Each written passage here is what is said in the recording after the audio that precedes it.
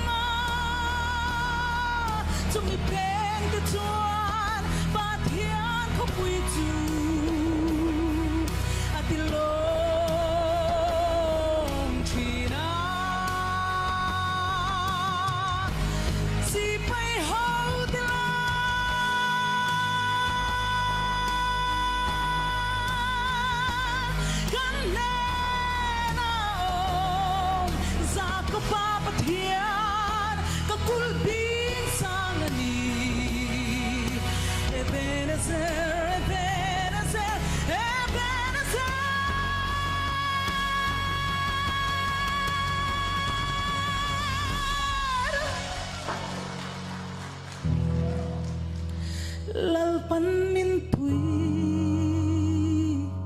ani